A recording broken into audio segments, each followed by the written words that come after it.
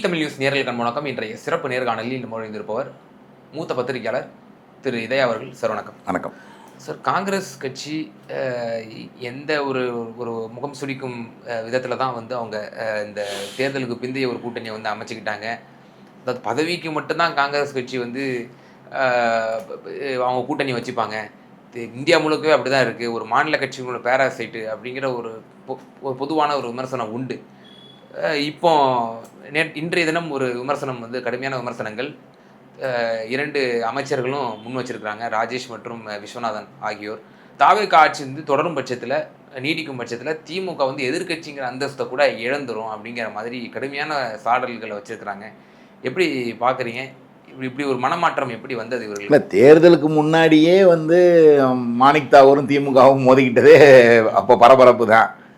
ஏன்னா கிரீஷ் கர்நாடு ஒன்று சொல்லுவார், மாணிக்கன் தாகூர் ஒன்று சொல்லுவாங்க. ஆமாம், பிரவீன் சக்கரவர்த்தி போய் பார்த்துட்டு வந்தேன் பாரு, விஜயை பார்த்துட்டு வர்றேன் பாரு, கேட்டா சொல்ல மாட்டேன், நீங்களே என்ன வேணா எழுதிக்கங்க அப்படின்பாரு. கரூர் சம்பவத்துக்கு ராகுல் காந்தி அங்கே பேசுகிறாருப்பாங்க. இப்படிலாம் அப்பயே இந்த கருத்து வேறுபாடுகளுடைய இதெல்லாம் தெரிஞ்சிச்சு. அதுலேயும் கடுமையாக மோதிக்கிட்டது மாணிக் தாகூரும் திமுகவும் கடுமையாக சொல்லாடல் பயன்படுத்தினாங்க. அப்புறம் அதை மீறி கூட்டணி வந்துச்சுன்னு வச்சுக்குவோம். அது ஒரு ஏதோ பொருந்தா கூட்டணி மாதிரியே அமைஞ்சு கடைசியாக 28 தொகுதியில் 5 தொகுதி தான் காங்கிரஸால் வெற்றி பெற முடிந்தது. நிச்சயமாக காங்கிரஸும் திமுகவும் பல இடங்களில் ஒத்துப்போகலை. நிறைய திமுககள் வெறுப்பாகி மாற்றி வாக்களித்தாங்க அப்படின்றது உண்மை. காங்கிரஸ் போட்டியிட்ட தொகுதியில் உதாரணத்துக்கு நான் ஒரு தொகுதியில் பார்த்து அந்த தொகுதியில் சம்மந்தப்பட்டவர்களுக்கு தெரிவிக்கவே செஞ்சேன். இந்த மாதிரி இப்படி இருக்குது பிரச்சனைனா எனக்கு அவங்க கேட்கும்போது, ஏதாவது நீங்கள் போயிட்டு வந்தால் ஏதாவது டிப்ஸ் சொல்லுங்கன்னு கேட்கும்போது, அப்பா இந்த தொகுதியில் நாங்குநேரியில் இப்படி கடும் எதிர்ப்பு இருக்குது அப்படின்னு தெரியப்படுத்தினேன் ஒரு நட்பு ரீதியில். அதனால் நீங்கள் அந்த ரொம்ப கோவப்பட்டாங்க. என்னென்னா, இந்த ஒரு தொகுதியை காங்கிரஸுக்கே திரும்ப திரும்ப கொடுக்க வேண்டுமா? அவர்கள் இப்படி எதிர்த்து பேசுவார்கள், இப்படி நம்ம கூட சண்டை கட்டுவார்கள், நம்ம இல்லை போயிடுவோன்னு மிரட்டுவாங்க. அவங்களுக்கு நம்ம சீட்டை கூடுதலாக கொடுத்து அவர்களுக்கு நம்ம வேலை செய்ய வேணுமா? அவர்களுக்கு வெற்றியை தர வேணுமா? வந்தால் நாங்கள் என்ன சொல்லுவாங்க, நாங்கள் எங்கள் சக்தியில் ஜெயிச்சு வந்தோம்னு சொல்லுவாங்க. அப்படின்னு சொல்லி அவங்கள தோக்கடிக்கணுன்ற மனநிலையிலேயே திமுகவினர் பலர் இருந்தாங்க. அது ஒன்றும் சந்தேகம் இல்லை எனக்கு. அதனால் அவர்கள் அதுக்கு காரணமானவர்களும் காங்கிரஸார் தானே. ஆமாம், அவங்க எங்கள் ஓட்டு நாங்கள் ரெண்டாவதுங்க, நீங்கள் கட்சியை வளர்த்தா தானாக ஓட்டு வரப்போகுது, தானாக சீட்டு வரப்போகுது. கட்சியை வளர்த்தீங்கன்னா ஓட்டு வரும். ஓட்டு உங்களுக்கு கணிசமாக வருதுன்னா ஆட்டோமேட்டிக்காக சீட்டு கூடும். இவரை விட்டுறக்கூடாதுன்னு அந்த பயம் வரும். இப்போ விஜயகாந்த் 10% வச்சுருந்தாருன்னா 41 சீட்டு வந்துச்சு. அந்த அம்மா கொடுத்தாங்க, இல்லாட்டி கொடுத்துருக்க மாட்டாங்களே. 29 ஜெயிச்சார், 41 29 ஜெயிச்சாரு. அப்போ அதுக்கு அந்த கொடுக்கறதுக்கான எண்ணிக்கை கொடுக்கறதுனா அந்த 10% ஓட்டை வாழ்ப்பாங்க நிரூபிக்கணும்ல. அது இல்லாமல் நீங்கள் கட்சியை வளர்க்க மாட்டீங்க. நீங்கள் சீட்டை கூட கட்சியை வளர்க்குறேன்னா எப்படி இருக்கும்? எங்களுக்கு கூடுதல் சீட்டு கொடுத்தா தான் கட்சியை வளர்க்க முடியும்னா அது ரிவர்ஸ் ப்ராசஸ். ஆனால் இங்கே அதிமுகவில் பாஜக 2024 தனிச்சு நின்று 11.4 வாங்கியும் இங்கே 27 தானே சார் கொடுத்தாங்க. ஆமாம், அதான் அப்படியே பார்க்க வேண்டியது. அதான் குறைச்சி தான் கொடுத்தாங்க. இங்கே கூட தான் கொடுத்துருக்கு, இங்கே கூட கொடுத்துட்டாங்கன்னு நானும் சொல்கிறேன். இது கூட தான் ஆக்சுவலாக காங்கிரஸுக்கு. ஆனால் காங்கிரஸ் இப்போ காங்கிரஸ் ஃபீல் பண்ணுறது என்ன, இதுவே நம்ம முன்னாடியே நம்ம தாவேகாக்கு போயிருந்தா அங்கே ஒரு 60 சீட் வரைக்கும் வாங்கியிருக்கலாம். 50-60 கொடுத்துருப்பாரு அவர். இந்நேரம் ஸ்வீப் பண்ணியிருக்கலாம். அதனால் இப்போ காங்கிரஸை பொறுத்தளவில் அவர்கள் ஒரு முன்னாடியே போயிருந்தோம்னா, தாவேக்காவோட போயிருந்தோம்னா 50-60 ஜெயிச்சிருக்கலாம், ஸ்வீப் பண்ணியிருக்கலாம். ஆட்சியில் பங்கு இப்போ மாதிரி 2 தானே கொடுக்குறாங்க. நீங்கள் 5 அமைச்சர் 6 அமைச்சர் வாங்கியிருக்கலாம் அப்படின்லாம் இப்போ அவங்க ஒரு சோக கீதம் இசைச்சிக்கிட்டு தான் இருக்காங்க. ஸோ அது அவங்க கணக்கு அப்படி இருக்குது. ஸோ அதனால் இங்கே காங்கிரஸை பொறுத்தளவில் இந்த மாதிரி பேசுறது, அதாவது மறுநாளே அதான் அந்த மை ஈரம் காய்வதற்குள் மாறினாங்கன்னு விமர்சனம் வச்சாங்க. அதனால் அதை உடனே செஞ்சுட்டாங்க. அடுத்த நாளே போனது. அப்போ மட்டும் இல்லை, சரி இந்த கட்சி இப்படி வந்திருக்கு, நாங்கள் ஆதரவு கொடுக்குறோம், இந்த ஆட்சி அமைக்க சொல்கிறோம் கூட சொல்ல. அடுத்த உள்ளாட்சி தேர்தலில் அங்கே தான் நாங்கள் கூட்டணி, அடுத்த பார்லிமெண்ட்டுக்கு அங்கே தான் கூட்டணி, அப்பயே கூட்டணியை படார்னு மாற்றினாங்க. மாநிலங்களவையிலையும் கூட்டணி, அது எப்படி மாநிலங்களவை கூட்டணி நமக்கு புதுசாக இருந்துச்சு. சரி, எப்படியும் வாங்கிட்டாங்கல்ல, ஆயிட்டாரு. அதனால் அந்த மாதிரி ஒரு இது இருந்துச்சு. அப்படி மாறினாங்க, டக்குன்னு மாறினாங்க. அதுக்கப்புறம் அந்த விமர்சனங்கள், கடுமையான விமர்சனங்கள் இப்போ திரும்ப வைக்கிறதுல எனக்கு ஒன்றும் ஆச்சரியம் இல்லை. ஏன்னா 2 பேருமே அவங்களும் கடுமையாக பேசிட்டாங்க. இந்த மாதிரி ஒரு துரோகி இனிமேல் எந்த ஜென்மத்திலையும் அவங்களோட கூட காங்கிரஸோட கூட்டணி கிடையாதுன்னு சொல்லி தீர்மானங்கள் ஜென்சி இதில் தீர்மானம் நிறைவேற்றப்பட்டது கூட்டத்தில், திமுக கூட்டத்தில். அப்போ அவங்களும் அந்த ஹார்ஷாக வேர்டுகளை பயன்படுத்தி தான் காங்கிரஸை கண்டம் பண்ணாங்க. இந்த மாதிரி துரோகிகள் அப்படி இப்படின்னு எல்லாம் பேசினாங்க. அது ஆராசா வச்ச விமர்சனம் இன்னதாக இருந்துச்சு, கடுமையாக இருந்துச்சு. அப்போ அந்த மாதிரி வார்த்தைகளை பண்ணும்போது இப்போ இவங்களும் பண்ணுவாங்கன்றதுல ஒன்றும் மாற்று கருத்து இல்லை. அந்த அந்த எதிர்ப்பை தான் அவர்கள் காட்டியிருக்காங்க. இதை நான் அரசியலில் ஆச்சரியமாக பார்க்கல நான் இதை. ஆனால் ப. சிதம்பரம் நேற்று தினம் ஒரு ஸ்டேட்மெண்ட் விட்டுருந்தாரு, ரொம்ப கூர்ந்து கவனிக்கக்கூடிய ஒரு ஸ்டேட்மெண்ட்டு. இந்தியா கூட்டணியினோட கூட்டத்தில் அவங்க வந்து பங்கேற்காமல் இருப்பது என்பது வேறு, இந்தியா கூட்டணியிலிருந்தே அவர்கள் வெளியேறியது என்பது வேறு அப்படின்ற ஒரு இதை வந்து ஒரு புதுசான ஒரு விளக்கத்தை கொடுக்குறாரு. எனக்கு இப்போ வரைக்கும் எனக்கு செவிக்கு வரல செய்தி, இந்தியா கூட்டணி விட்டு அஃபிஷியலாக டிஎம்கே போயிடுச்சு அப்படின்னு சொல்லி ப. சிதம்பரம் அவங்க ஓப்பனாக தெளிவாக சொல்லிட்டாங்க. டிகே இளங்கோவன் தெளிவுபடுத்திட்டாரு, உதயநிதி ஸ்டாலின் பேசிட்டாரு, ஸ்டாலின் எவ்வளோ எக்ஸ்ட்ரீமாக பேசிட்டாரு, எல்லாம் முடிஞ்சிச்சு. சிதம்பரம் இன்னும் வரைக்கும் அவங்களுக்கு வந்து ஒரு ஸ்பேஸை கொடுத்து அவங்களுக்கு இன்னும் வரைக்கும் கரிசன பார்வையோடு பார்க்கறதுக்கான காரணம் என்ன? வேற ஒன்று, அங்கே 22 MP இருக்காங்கல்ல, நீங்கள் ஃப்ளோரில் ஒரு ஸ்ட்ரென்த் வேணும்ல இவங்களுக்கு. நாளைக்கு போய் ஒரு முற்றுகை இட்டிங்கன்னா, சபாநாயகர் ஒரு பார்லிமெண்ட்டை ஸ்தம்பிக்க வைக்கணும்னா, வெளியே வந்து ஒரு போராட்டம் அந்த வளாகத்துக்குள்ளே நடத்தணும்னா அவங்களுக்கு ஸ்ட்ரென்த் வேணும்ல. அது 1 2 கிடையாதுல்ல, 22 ஹியூஜ் நம்பர்ல அது. அங்க இப்போ மோடிக்கு ஏதாவது பிரச்சனை வந்தா டக்குன்னு இவங்க கூட ஆதரவு கொடுக்கிறதுக்கு வாய்ப்புகள் இருக்கு, பெரிய பெரிய இலாக்காக்கள் வாய்ப்பு இருக்கு. அதனால வந்து அந்த வந்து இவர்களை விடக்கூடாதுன்ற எண்ணம் சில பேருக்கு இருக்கும். ராகுலுக்கு அந்த எண்ணம் இல்லை. மற்றபடி கார்கே, ப. சிதம்பரம், சோனியா காந்தி இவர்களுக்கெல்லாம் அந்த எண்ணம் இருக்கலாம். இது ஒரு நம்ம நீண்ட காலமாக இருக்க கூட்டணி கட்சி. ரெண்டாவது இன்னைக்கு பலம் வாய்ந்த, இன்னமும் தோத்தால் கூட இன்னமும் கூட பலமாக இருக்கக்கூடிய கட்சி தான். அப்புறம் நீங்க வந்து 2000 இதில் 16 தோத்தா கூட 19 ஸ்வீப் பண்ணிச்சு திமுக என்ன. அதனால் வந்து அதை வந்து நீங்கள் சட்டமன்ற தேர்தலில் தோற்றாலும் பார்லிமெண்ட்ல யார் ஜெயிப்பான்னு தெரியாது, மக்களே மாற்றி போடலாம். ஏன்னா அது நடந்திருக்கு. எம்ஜிஆருக்கு 80 வந்து ஸ்வீப் பண்ணி திராவிட முன்னேற்ற கழகம் ஸ்வீப் பண்ணியிருக்காங்க காங்கிரஸோட சேர்ந்தப்ப. அப்போ எம்ஜிஆருடைய புகழையும் மீறி, ஏன்னா மக்கள் மாற்றி வாக்களிச்சாங்க. அதுக்கு அது இதுக்கு இது அப்படின்னு சொல்லி நாடாளுமன்றம் வேறையா பாக்குறாங்க, சட்டமன்றத்தை வேறையா பாக்குறாங்க. அதுல ஒன்றும் சந்தேகம் கிடையாது. அதனால வந்து அந்த ஒரு அடிப்படையில வந்து நம்ம வந்து அதை வந்து திமுக வந்து நாளைக்கு போகக்கூடாதுன்னு அவங்க நினைக்கிறது வந்து யதார்த்தம். ஏன்னா அது ஒரு வலுவான பார்லிமெண்ட்ல ஒரு வலுவான கட்சியாக இருக்கு. அது முக்கியமான ஒரு எதிர்கட்சி. பிஜேபி எதிர்த்து அரசியல் பண்ணுவதில் மற்றவங்க கூட சோரம் போகலாம், திமுக போகாதுன்ற அளவுக்கு நம்பிக்கைக்கான, காங்கிரஸ் அளவுக்கு போகாது, கம்யூனிஸ்டுகள் அளவுக்கு போகாது நம்பிக்கை வைக்கக்கூடிய கட்சியாக திமுக இருக்கு. அப்படிங்கும்போது அந்த அடிப்படையில் அவர்கள் அதை விரும்புவதற்கான வாய்ப்பு இருக்கு. சிதம்பரத்தினுடைய இந்த வாய்ஸ் யாரோட வாய்ஸா பார்க்கணும்? சிதம்பரத்துக்கு புரிதல் இல்லையா, அல்லது ராகுல் மற்றும் இந்த அமைச்சர்கள்லாம் இப்படி புரிதலற்ற தன்மையா உளவு கடுமையான விமர்சனங்கள் வைக்கிறாங்கல்ல, யாருக்கு புரிதல் இல்லை? இல்லைங்க, அது வந்து தமிழக அரசியலை பார்க்கிறவர்களுக்கு அது பார்வை வேற, தேசிய அரசியல் டெல்லி அரசியலை பார்க்கிறவர்களுக்கு அது பார்வை வேறையா இருக்கும். இந்த 2 அமைச்சர் கட்சி தானே திமுக மாநில கட்சி. இதனுடைய முக்கியத்துவம் நேஷனல் என்ன அப்படின்னு பாக்குறது சிதம்பரம். ஏன்னா சிதம்பரம் நாளைக்கு கார்கேக்கு அடுத்து தலைவராகவே வர்றதுக்கான வாய்ப்பு இருக்குன்னு பேசப்படுகிறது. தொடர்ந்து செய்திகள் வருது. அவரே இந்திய தேசிய காங்கிரஸ் உடைய அடுத்த தேசிய தலைவராக வர்றதுக்கான வாய்ப்பு இருக்குன்னு பேசப்படுது. அப்படி இருக்கும்போது அவருடைய பார்வை வேறையா இருக்கும். இங்க தமிழ்நாட்டுல இந்த மாநிலத்துல இந்த இடத்துல நம்ம வந்து தாவேகா கவர்மெண்ட்ல இருக்கோம், இங்க யாரை எதிர்த்து அரசியல் பேசுறது அப்படின்றது வேறையா இருக்கும். நீங்க இன்னும் கீழே போனீங்கன்னா மதுரை கவுன்சிலர் எடுத்தீங்கன்னா அவர் மேயரை தான் பேசுவாரு. அவர் தேசிய அரசியல கூட பேச மாட்டாரு, இங்க மாநில அரசியலை பத்தி கூட பேச மாட்டாரு. இங்க யாரும் கூட அவர் அந்த மாவட்ட அரசியல் தான் பேசுவாரு, அந்த மாநகர அரசியல் தான் பேசுவாரு. அதனால வந்து இது வந்து இந்த பார்வை இவர்களுக்கு வேறையா இருக்கும். இல்ல இதுக்காக தான் திமுகவை திட்டுறதுக்காகவே ஒரு மாநில தலைவர் அதுக்குன்னு ஸ்பெஷலா உண்டாக்கிட்டு இருக்காங்க. ஃபார் எக்ஸாம்பிள் மாணிக்கம் தாகவே மாநில தலைவர் ஆகிறதுக்கான ஒரு வாய்ப்புகள் ஓடிட்டு இருக்கு அப்படின்றாங்க. பிகாஸ் ஆஃப் இவர் செல்வ பிறந்தகை டிஎம்கே அடிக்க மாட்டேங்கிறாரு, அதுக்கு தகுந்தவாறு திமுகவை கவுண்டர் கொடுக்கற தகுந்தவாறு ஒரு தலைவரை நியமிக்கணுங்கிற ஒரு டாக்கும் ஓடிட்டு இருக்கு. இல்லை ஏற்கனவே அப்படித்தானே ஜெயலலிதா பேரில் இருக்கும்போது இந்த மாதிரி சில காங்கிரஸ் தலைவர்கள் மந்தமாக இருக்கிறார்கள், அடிச்சு பேச அதிமுக எதிர்க்க மாட்டேங்கிறார்கள்னு சொல்லி அப்ப ஈவிகே இளங்கோவனை கொண்டு வந்து போட்டாங்கல்ல. அப்ப அவர் கடுமையான விமர்சனங்களை அம்மு என்ற கோமலவள்ளி எல்லாம் பேசினாரு. அம்மையார் சோனியா காந்தி அவர்களை வந்து பேசும்போது மைனான்னு சொல்லும் போது உன்னை நான் அம்மு என்ற கோமலவள்ளின்னு பேசவா அப்படின்லாம் வந்து சர்ச்சையாச்சு. அந்த மாதிரி அடிச்சு ஆடுறதுக்குன்னு சில பேரை வந்து களத்துல இறக்கி விடுறதும் உண்டு. அது மாதிரி மாணிக்கம் தாகூர் வந்தாருன்னா அதுவும் பரபரப்பா இருக்கும் அரசியல்ல. திமுக அதை எடுத்து கையாளும். அவர்கள் அரசியலை பார்த்துட்டு தான் இருக்காங்க, எத்தனை வருஷமா பார்த்துட்டு இருக்காங்க. எந்தெந்த அரசியல் தலைவர்களோட எப்படி பண்ணணும், எப்படி டீல் பண்ணணும் அவங்களுக்கும் தெரியும். அவர்களும் பண்ணுவார்கள் அரசியல். காங்கிரஸில் மாணிக்கம் தாகூர் வந்தாலும் அவர் வீரியமாக பண்ணுவார், அதில் ஒன்றும் சந்தேகம் கிடையாது. ஏன்னா அவருக்கு இப்போ திமுகவுக்கு ஒரு எதிரான நிலைப்பாட்டில் இருக்கார், அதனால் வந்து அடித்து ஆடுவார் அவர்.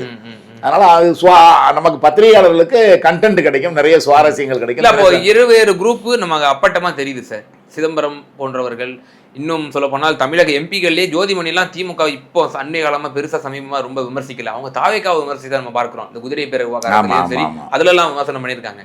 தோழமையாக கூட நாங்கள் பார்க்குறோன்ற மாதிரி கூட ஒரு அந்த கண்டென்ட்டில் ஒரு இது பேசியிருந்தாங்க அம்மையார் ஜோதிமணி போன்றவர்கள்.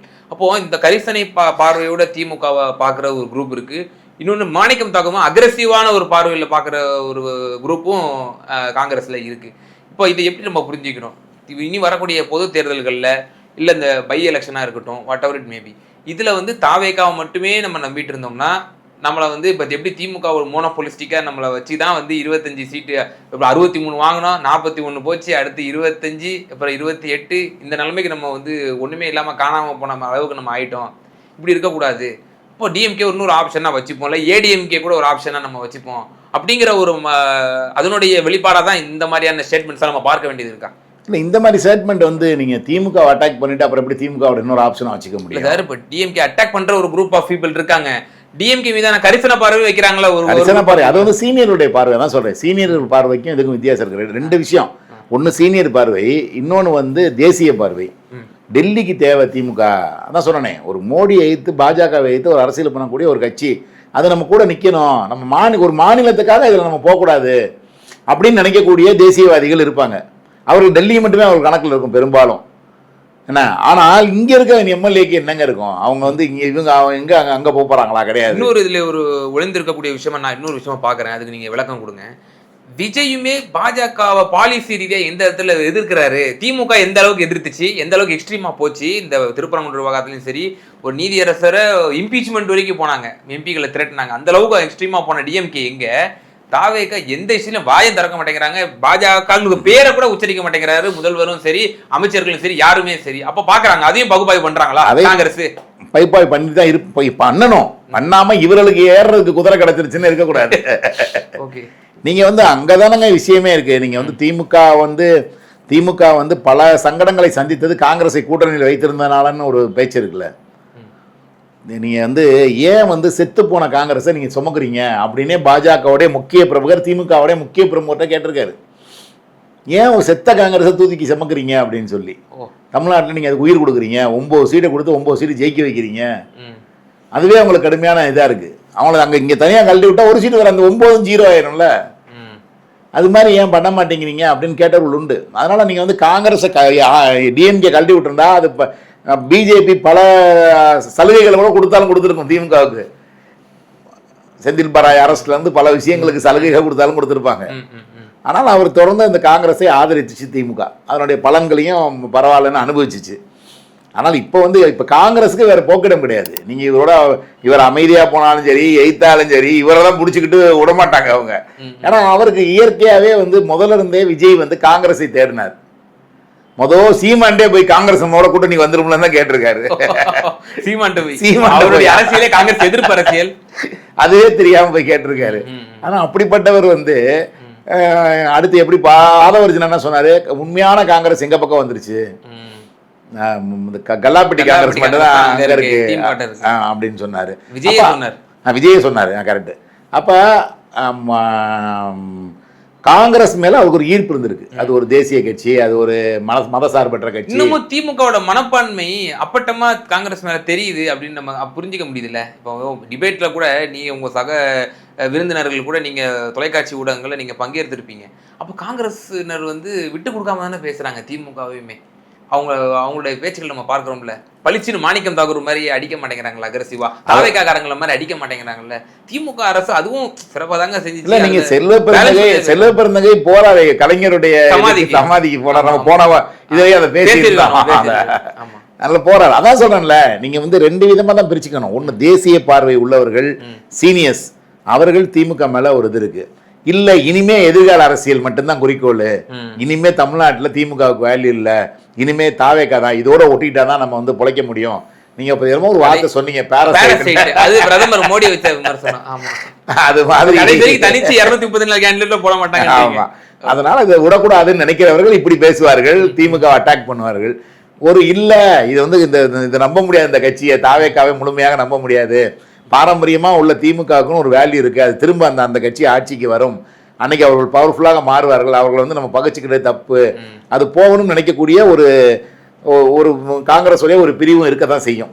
அவர்கள் இந்த மாதிரி தான் பேசுவாங்க, ரெண்டையும் விட்டு கொடுக்காமல் பேசுவார்கள். அதாவது ஆதரிச்சும் பேச மாட்டார்கள், விட்டு கொடுக்காமல் பேசுவார்கள். அது மாதிரி போகும். இறுதியான எனக்கு ஒரே ஒரு கேள்வி இந்த விவகாரத்தில். அதே போல் இன்னொரு கூட்டணி கட்சி தலைவர் திருமாவளவன் அவர்கள் நீங்கள் பங்கேற்ற ஒரு தனியார் தொலைக்காட்சியில் அவர் வந்து பேசிய அந்த விவகாரம், நாங்கள் தாவேகா கூட்டணியில் கூட நாங்கள் இல்லை அப்படின்ற ஒரு விஷயத்த அவர் சொல்கிறாரு. அமைச்சரவையிலையும் பங்கேற்று நாங்கள் எப்போனாலும் அமைச்சரவையில் விட்டு வெளியே வருவோம், நாங்கள் நம்பகத்தன்மையை ஏற்படுத்துறதுக்காகத்தான் நாங்கள் கூட்டணி ஆட்சியிலேயே நாங்கள் வந்து பங்கேற்றோம் அப்படின்ற அளவுக்கு பேசுகிறாரு. அதே போல் அமைச்சர் வன்னியரசு தன் தொகுதிக்கு நேற்று தினம் அவர் சென்றிருந்த போது கூட ஒரு வார்த்தை குறிப்பிட்டிருந்தார், திமுகவுக்கு நான் வந்து ரொம்ப நிச்சயமாக நம்ம நன்றி விசுவாசத்தோடு இருக்கணும், அவர்களுடைய உழைப்பினால தான் நான் வெற்றி பெற்றிருக்கேன், ஒருபோதும் நம்ம துரோகம் இழைக்கக்கூடாது அப்படிங்கிற மாதிரியும் தொண்டர்கள் மத்தியிலும் பொதுமக்கள் மத்தியிலும் பேசியிருக்கிறார் என்பதும் குறிப்பிடத்தக்கது. இது என்ன சமிக்கையை சொல்லுது திருமாவளவனோட ஸ்டேட்மெண்ட்? இல்லை, திருமாவளவனோட ஸ்டேட்மெண்ட் வந்து ஒன்றும் சமிக்கைன்னு அதில் பெருசாக புரிஞ்சுக்கிறதுக்கு ஒன்றும் இல்லை. என்னென்னா அவர் கூட்டணி இல்லைன்னு சொல்லுவது தேர்தல் கால கூட்டணி இல்லைன்றார் அவர். அடுத்த வர தேர்தல் காங்கிரஸ் அறிவிச்சிச்சுல, நாங்கள் அடுத்த உள்ளாட்சி தேர்தலில் அவரோட தான் போகிறோம், அடுத்த பார்லிமெண்ட்டில் அவரோட தான் போகிறோம், அந்த மாதிரியான தேர்தல் கூட்டணி அரசியல் ரீதியான கூட்டணி இல்லை. அவங்களுக்கு ஸ்ட்ராட்டஜி வந்துருச்சு, அவங்களுக்கு எம்எல்ஏக்கள் தேவைப்படுறாங்க, அந்த எம்எல்ஏக்களை இப்போ நாங்கள் கொடுக்கலைன்னா இங்கே வந்து கவர்னர் ஆட்சி உள்ளே வந்துடும், அதை தடுக்கணும்னு நினச்சோம், அதற்காக நாங்கள் வந்து அங்கே உள்ளே போய் அன்கண்டிஷனல் சப்போர்ட்டை தான் முதல்ல கொடுத்தோம், அதற்கப்புறம் எங்கள் கட்சிக்காரர்கள் ஒரு அதிகாரத்திலும் பங்கு பெறலாமே, அது ஒரு வாய்ப்பு இருக்கும்போது ஏன் நடுவ விடணும் அப்படின்னு கேட்டபோது ஒரு 15 நாள் கழிச்சு நாங்கள் திரும்ப வந்து ஒரு 10 நாள் கழிச்சு நாங்கள் அதற்குள்ளே உள்ளே வந்தோம் அப்படின்றாரு. இப்பயும் நாங்கள் தேர்தல், அதாவது இப்போ அடுத்து அந்த தேர்தல் கூட்டணி ரெண்டுக்கு என்ன, இந்த தேர்தல் கூட்டணிக்கும் இந்த கூட்டணி ஆட்சிக்கு என்ன வித்தியாசம்னா, அவர் சொல்ல வர்றது கூட்டணி ஆட்சி என்பது அவர்களுக்கு எம்எல்ஏ தேவைப்பட்டது, நாங்கள் எம்எல்ஏ கொடுத்தோம், அதில் இருக்கோம். தேர்தல் கூட்டணி என்பது அடுத்து தேர்தல் வந்தால் நாங்கள் அவர் கூட போட்டிடுவோமா இல்லையா, அந்த நேரத்தில் நாங்கள் வந்து எங்களுக்கு அந்த ஆட்சி பிடிக்கல அப்படின்னா அந்த நேரத்தில் எனி டைம் வெளியே வந்துட்டு நாங்கள் திரும்ப திமுகவுடன் கூட கூட்டணி வச்சு அந்த இடைத்தேர்தலையோ அதில் பங்கேற்க முடியும் எங்களால், அப்படி ரெண்டையும் டிட்டாச் பண்ணி பார்க்க முடியும், அது எங்களால் முடியும் அப்படின்னு சொல்கிறார் அவர். அதில் நான் பெரிய இதை ஏமாத்து வேலையை பார்க்கலாம். ஆனால் நான் முதல்லேருந்தே சொல்லிகிட்டு இருக்கேன், இவர்கள் கட்சி இங்கேருந்து மாறி அங்கே போகும்போதே இனிமேல் அவர் அந்த கூட்டணி தான் தொடர்வார்கள், அதுதான் அவர்களுக்கு வந்து இனிமேல் ஒரு எதிர்காலமாக அவர்கள் கருதுவார்கள் 4 கட்சியுமே. அதனாலதான் ஐயுஎம்எல் வார்த்தையெல்லாம் விடுது, ஷாஜகான்லாம் கடுமையா பேசுறாரு, நினைச்சே பார்க்க முடியல. இப்படி ஐயுஎம்எல் இப்படி திமுக வைத்து இப்படி பேசுமா, இந்த வார்த்தைகள்லாம் பயன்படுத்துமா அப்படின்றதுக்கு எஸ்டிபி முபாரக்கே அதுக்கு எதிர்வினையாற்றிருக்காரு. அப்படிப்பட்டவது ஐயுஎம்எல் பேசுமான்னு கூட நமக்கு ஆச்சரியம் இருக்கு. அப்படி இருக்கும்போது இவர்கள் நான் 2 கம்யூனிஸ்டுகளும் சரி இவர்களும் இப்போ எனக்கு என்ன தோணுது அப்படின்னா, சாராம்சமா என்ன கேட்கணும் தோணுது அப்படின்னா, இப்போ ஐயுஎம்எல் பளிச்சுன்னு அடிக்கிறாங்க திமுகவை, காங்கிரஸ் பளிச்சுன்னு அடிக்குது, இது அப்போ இது அப்பட்டமாக தெரியுது, இவங்க இனிமே அவங்க தான் தொடர போகிறாங்க அப்படின்னு சொல்லி. இப்போ இவங்களுக்குலாம் ஒரு பய உணர்வு வந்துச்சோ, சிபிஐ சிபிஎம் விசிகாவுக்கெல்லாம். விஜய் கூட நம்ம அதிகமாக டிபெண்ட்ஸ் பண்ணி இருந்துட்டோம்னா take it or leave it offer தான் கொடுப்பாரு, நம்ம கட்சியை வந்து ஏற்கனவே ஓட்ஸ் ஷிஃப்ட் ஆகிடுச்சு, டிவிகேவுக்கு தலித் ஓட்டுகள் ஷிஃப்ட் ஆகிடுச்சிங்கிற ஒரு பார்வை பொது பார்வை இருக்கிறது நம்ம பார்க்குறோம். அப்போ டிஎம்கேவும் ஒரு ஆப்ஷனாக நம்ம வச்சுக்கணும், அவங்களை பகச்சிக்கவும் கூடாது அப்படிங்கிறதுல தெளிவா இருக்காங்களா சிபிஐ? அதான் பகச்சிக்க கூடாதுன்னு தான் அதில் தெளிவா இருக்காங்க. அதனால தான் பார்த்துட்டு தானே வந்தோம் தானே சொல்றாங்க, பார்த்துட்டு தான் வந்தோம், எங்களை போகக்கூடாதுன்னு சொல்லி நாங்கள் போயிருந்தா தான் நீங்கள் இந்த குறைய சொல்லணும்னு அவர் வாயிலிருந்து சொல்றாரு. நீங்க சொல்ற அதே நேர்காணல்ல நாங்கள் ஒருவேளை அவங்க வந்து போகக்கூடாது, நீங்கள் போனீங்கன்னா எங்கள் கூட்டணி விட்டு போன மாதிரி ஆயிரும், போகக்கூடாதுன்னு அவங்க சொல்லியிருந்தா கூட நாங்கள் மறுபரிசீலனை பண்ணியிருப்போம். ஆனால் அவர்கள் சொல்லவே இல்லை. துணை முதல்வர், முன்னாள் துணை முதல்வரும் சொல்லலை, முன்னாள் முதல்வரும் சொல்லலை, போகிறேன்னு உங்கள் விருப்பம் போகிறேன்னா போங்க, போய் ஆதரவு கொடுக்குறேன்னா கொடுங்கன்னு தான் சொன்னாங்க. அவர்கள் மறுக்கவே இல்லை, தடுக்கவே இல்லை. நாங்கள் மந்திரி சபையில் பங்கேற்கிறத பற்றி அவர்களுக்கு வந்து எந்த கருத்தும் இல்லை, அவர் நெகட்டிவ் கருத்து எதுவும் இல்லை அப்படின்னு தானே சொல்கிறாரு. அப்படின்னா நாங்கள் எதெல்லாமே அங்கே ஒப்புதல் வாங்கிட்டு தான் வந்தோன்ற மாதிரி தானே சொல்கிறாரு. ஓகே, அதனால் வந்து அவர்களுக்குள்ளே வந்து ஒருவேளை நீங்கள் சொல்கிற மாதிரி அங்கே ஒரு சாஃப்ட் கார்னர் இருக்கட்டும், ஒரு எதுக்கும் துண்டை போட்டு வைப்போம், நாளைக்கு ரிட்டர்ன் நம்ம இப்போ இங்கே டிவிக்கே காட்டி காட்டி தான் 3 சீட்டு கூட வாங்கினாங்க. ஆமாம் ஆமாம் ஆமாம், அது மாதிரி இங்கேயும் வந்து நாளைக்கு இதை பயமுறுத்துவதற்கும் அது இருக்கட்டும் அப்படின்றனால பண்ணியிருப்பாங்க நினைக்கிறேன். நிச்சயமா சார், பல்வேறு கேள்விகளுக்கு ரொம்ப அழகாக தெளிவாகவும் ரொம்ப விரிவாக பதில் சொன்னீங்க, ரொம்ப நன்றி. நன்றி.